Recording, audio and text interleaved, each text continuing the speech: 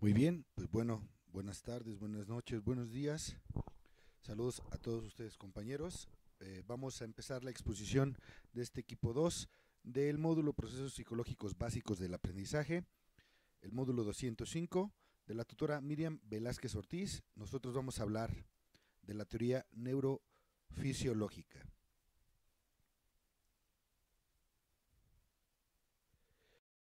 Pues bueno, los alumnos que participamos en la construcción de este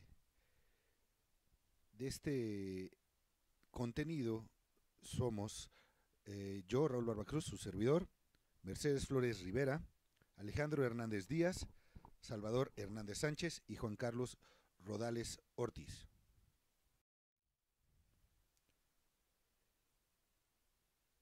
Y como mencionábamos, nosotros somos el equipo número 2, hablando sobre los procesos del aprendizaje desde la teoría neurofisiológica. Abordaremos algunos temas, particularmente estos temas serán la atención, la memoria, el olvido, el lenguaje y el modelo de redes neuronales. Empecemos con el primer tema, que es atención.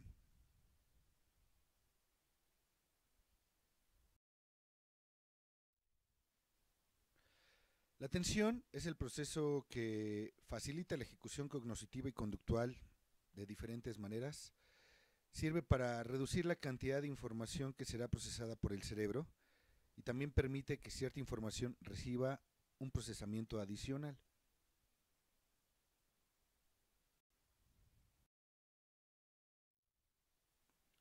La atención actúa como una compuerta para el flujo de información que llega al cerebro. Dado que la atención nos permite seleccionar en un ambiente complejo y cambiante los estímulos relevantes para una tarea, es un prerequisito para el adecuado funcionamiento de procesos tales como el aprendizaje y la memoria.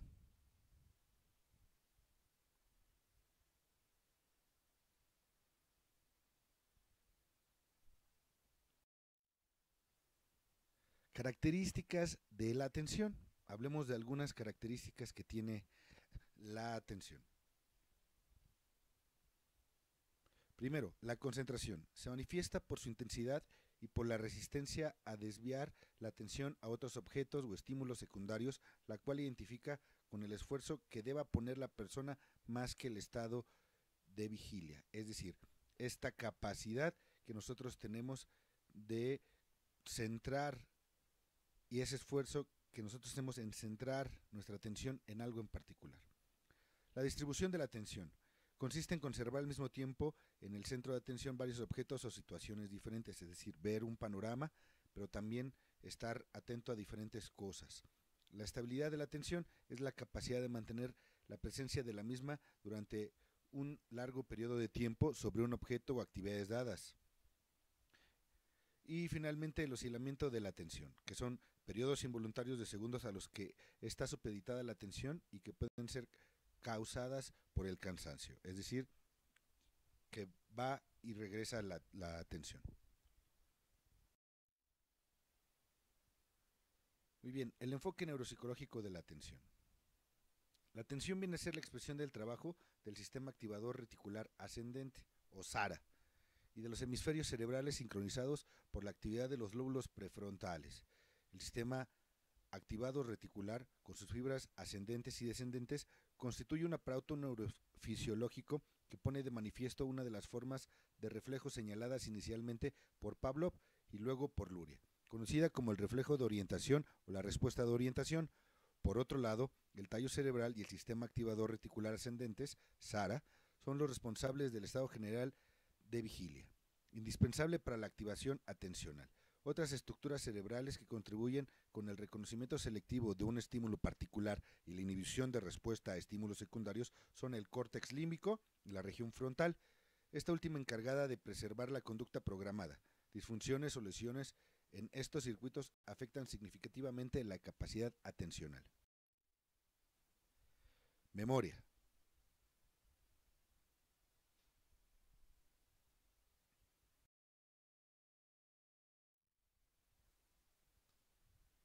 La memoria es la función del cerebro y un fenómeno de la mente que permite la capacidad de adquirir, almacenar y recuperar información. Sin memoria seríamos incapaces de percibir, aprender o pensar, no podríamos expresar nuestras ideas ni tendríamos una identidad personal, porque sin recuerdo sería imposible saber quiénes somos y nuestra vida perdería sentido. Existen tres tipos de memoria.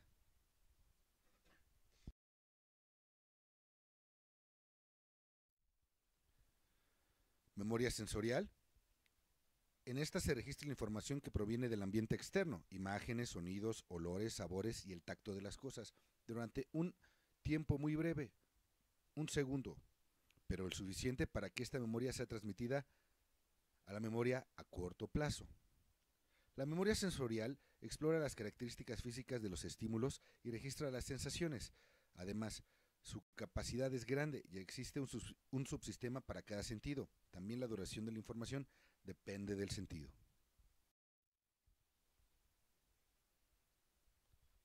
Memoria a corto plazo.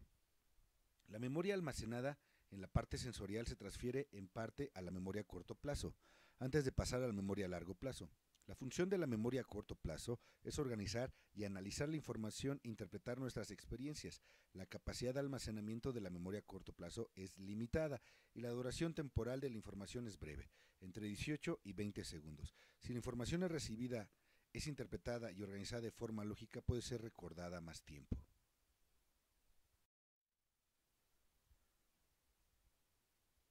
Memoria a largo plazo.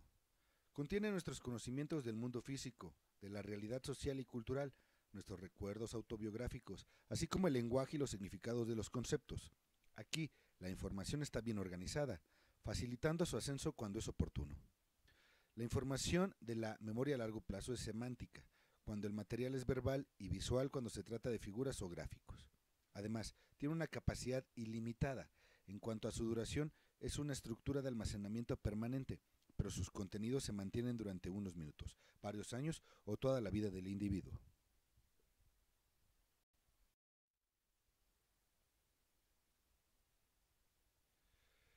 Y pues bueno, algunos tipos de memoria o algunas estructuras dentro de la memoria participan en el procesamiento de la información que soporta la amígdala cerebral como parte del aprendizaje emocional.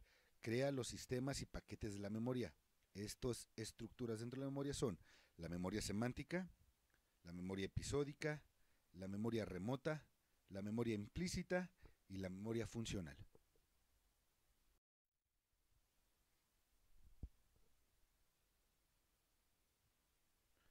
¿Y qué es lo contrario a la memoria? El olvido.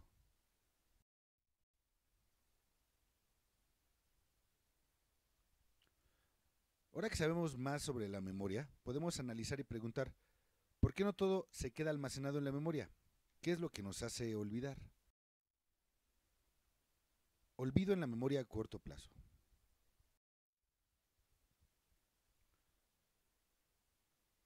Tenemos estas teorías. Teoría del decaimiento. Afirma que con el paso del tiempo, a partir del momento de la nueva información obtenida por nuestros sentidos, la fuerza de la memoria comienza a disminuir, haciendo difícil recordar. Aunado a esto, encontramos que medios distractores influyen en la adquisición de una nueva información, siendo un factor esencial, por ejemplo, para un estudiante, que en el momento del estudio suprima cualquier distractor. También la teoría de la interferencia afirma que la nueva información se mezcla con otra y es desplazada por la nueva. El olvido a corto plazo es la razón por la cual nos sentimos abrumados con tanta información recibida.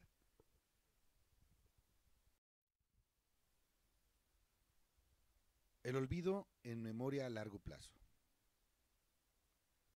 La información es fácil de recordar cuando la tenemos presente, pero nuestro cerebro almacena información de casi toda nuestra vida.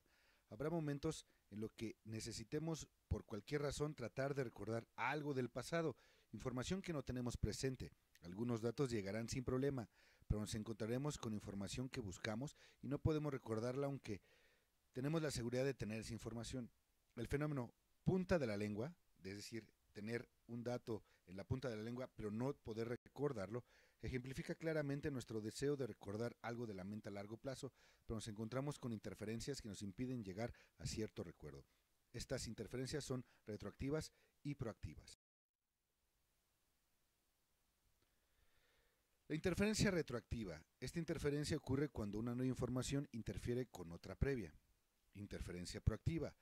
Con esta interferencia, una información anterior bloquea la recuperación de una nueva información cuando son parecidas.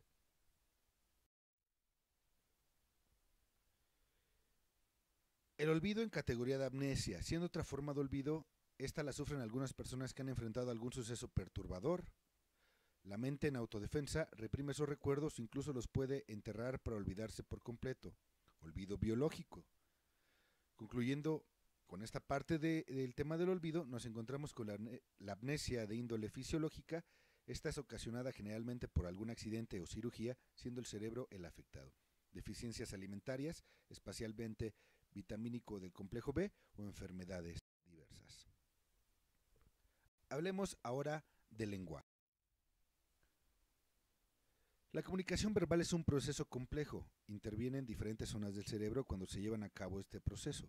El ser humano adquiere conocimiento de su entorno con la ayuda de los sentidos, pero es a través del lenguaje como se complementa este conocimiento. El lenguaje es el enlace entre la percepción y la transmisión de estos conceptos. Son fundamentales para el desarrollo cognitivo. Es por ello que diversos estudiosos resaltan la importancia de profundizar en el estudio del lenguaje. La neurolingüística está compuesta por dos ciencias, la neurología, que está encargada de estudiar la organización y funcionamiento del sistema nervioso, y la lingüística, que se encarga de estudiar el lenguaje como facultad que permite la simbolización y como instrumento esencial de la comunicación humana. De esta forma, se entiende que la neurolingüística estudia la organización cerebral del lenguaje, tanto en personas normales como en personas que han sufrido accidentes y presentan alteraciones durante su proceso de codificación y decodificación del lenguaje.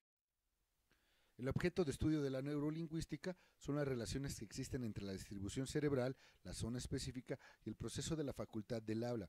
Estudia la forma en cómo el cerebro interpreta la información sensorial, motriz, auditiva y visual, y la manera en cómo se manifiestan estas a través del lenguaje, como son la codificación, la decodificación, el habla, la memoria y la percepción.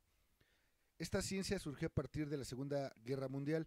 El gran número de excombatientes en Estados Unidos que presentaban lesiones cerebrales y a su vez presentaban alteraciones en la producción, así como en la recepción del lenguaje, fue determinante para el desarrollo de esta ciencia. La neurolingüística se vale de la experimentación para la investigación de alteraciones del habla. El método más antiguo se da a través de la necropsia. Una vez que el paciente muere, se puede estudiar el cerebro e identificar la zona dañada. Así, relacionar la causa de la alteración con la respuesta dada. Otro método para arrojar información para el estudio de las alteraciones del habla es a través de la estimulación directa de la corteza cerebral durante las intervenciones neuroquirúrgicas. La estimulación también se realiza a través de electrodos implantados en las estructuras subcorticales. Las mediciones de los datos arrojados se complementan con aparatos especializados.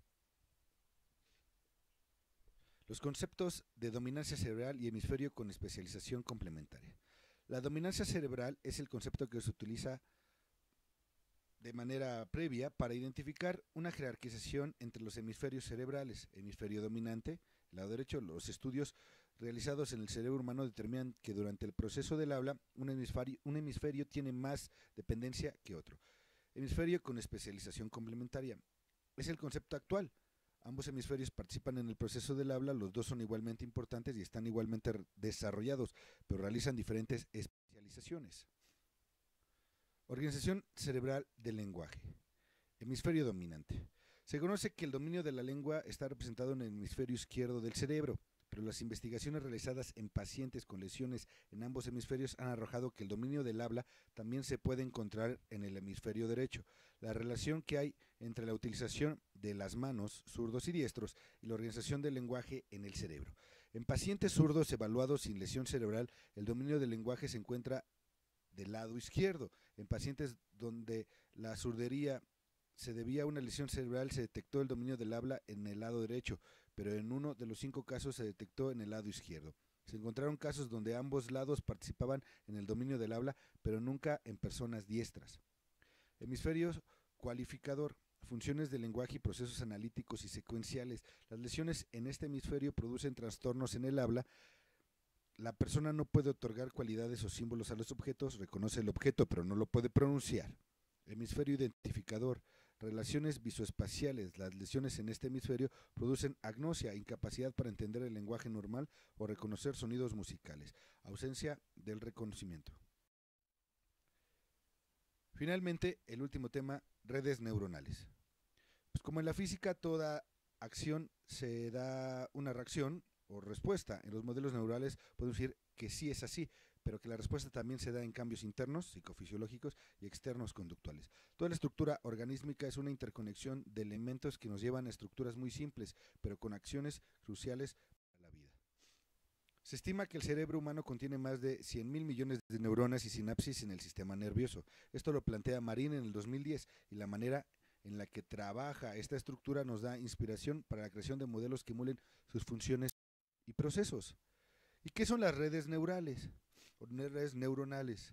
Matic en 2001 plantea que las redes neuronales son redes interconectadas masivamente en paralelo de elementos simples, usualmente adaptativos y con organización jerárquica, las cuales intentan interactuar con los objetos del mundo real del mismo modo que lo hace el sistema nervioso biológico, es decir, son conjuntos de actividades individuales que al sumarse logran realizar una función. Fueron originalmente una simulación abstracta de los sistemas nerviosos biológicos constituidos por un conjunto de unidades llamadas neuronas o nodos conectados unos con otros. Tenemos dos grandes clasificaciones de redes neuronales. Marín en 2010 señala que existe esta clasificación básica. Primera, modelos inspirados en la biología. Estas comprenden las redes que tratan de simular los sistemas neuronales biológicos, así como ciertas funciones como las auditivas o de visión. Segunda, modelos artificiales aplicados. Estos modelos no tienen por qué guardar similitud estricta con sistemas biológicos. Su arquitectura está bastante ligada a las necesidades de las aplicaciones para las que son diseñados. ¿Cómo funciona? La neurona es la unidad fundamental del sistema nervioso y en particular del cerebro. Cada neurona es una simple unidad procesadora que recibe y combina señales desde y hacia otras neuronas. Si la combinación de entradas es suficientemente fuerte, la salida de la neurona se activa. Eso lo dijo Basogain en 2008. Las redes neuronales artificiales, la unidad mínima de trabajo es elemento procesador. Este elemento procesador tiene varias entradas y las combina normalmente con una suma básica y dicha suma de las entradas es modificada por una función de transferencia y el valor de la salida de esta función de transferencia se pasa directamente a la salida del elemento procesador. La salida del elemento procesador se puede conectar a las entradas de otras unidades. Es una cadena. Fawcett menciona las características de su funcionamiento. El procesamiento de información ocurre en muchos elementos simples llamados neuronas. Esa es la primera característica. La segunda característica es que las señales son transferidas entre neuronas a través de enlaces de conexión, se conectan entre ellas. Tercera, cada conexión tiene un peso asociado, el cual típicamente multiplica a la señal transmitida. Cuarta, cada neurona aplica una función de activación usualmente no lineal a su entrada de red, suma de entradas pesadas para determinar su salida. ¿Qué aplicaciones tienen estas redes neurales? Pues en términos computacionales se generan modelos eficientes, potentes, simples y así como en las áreas de aprendizaje inductivo y reconocimiento de patrones. En el proceso cognitivo se encuentra interesado por las capacidades cognitivas de los modelos y también el modelo centrados en representación de conocimiento. En lo biocognitivo da fuerza a la premisa de la plausibilidad biológica y en lo psicofisiológico analiza los mecanismos naturales de los procesos cognitivos reales. En términos generales podemos determinar que se utilizan ¿para qué? Para analizar la generalización, generar estructuras altamente paralelas, la no linealidad, el mapeo de entrada y salida, la adaptabilidad, respuesta graduada, información contextual, tolerancia a fallos, uniformidad en el análisis y diseño y una analogía neurobiológica que nos permite comprender cómo realmente funcionan las cosas. ¿Qué ventajas tiene? Pues provee una simulación real de la memoria humana. Favorecen el aprendizaje entre categorías, extraen patrones canónicos y prototípicos de un conjunto de instancias, en ocasiones favorecen el recuerdo completo de un episodio a partir de la información parcial, genera y se basa en el aprendizaje adaptativo, se desarrolla a partir de la autoorganización, operan en tiempo real y son fáciles de insertar dentro de la tecnología existente. Pero también tienen desventajas. Las desventajas es que el desarrollo de la tecnología no logra emular los niveles de almacenamiento del cerebro. Es rápido, pero no logra emular los niveles de interconectividad. Se generaliza y no se consideran las individualidades. Las condiciones de adaptabilidad y complejidad natural del cerebro no pueden ser observadas en su totalidad. Pues bueno, los modelos de redes neuronales a partir de la comprensión que tenemos sobre el sistema nervioso nos han permitido emular la calidad y eficacia del trabajo y ordenamiento de la información. Si bien es cierto que a velocidades e intensidades diferentes estas trabajan, el cerebro es más lento pero mucho más interconectado, las redes neuronales son mucho más sencillas pero mucho más rápidas, nos dan un panorama de la proximidad y eficiencia del cerebro, sus funciones y qué camino debemos de seguir en las tendencias educativas. Pues bueno, trabajamos con algunas referencias, Bosgain Olave, Fosset, García Báez y la bibliografía que se nos otorgó dentro del módulo, y les dejamos también algunos vínculos que son donde se puede encontrar información adicional para que ustedes también puedan consultarlos. Los dejamos también en una descripción que dejaremos de esta presentación y del video. Pues bueno, muchísimas gracias a todos ustedes por su atención. Ahora sí, buenas tardes, buenos días, buenas noches, y pues bueno, hasta pronto. Esperamos sus comentarios y gracias a todos por la atención prestada a este trabajo del equipo número 2. Hasta pronto.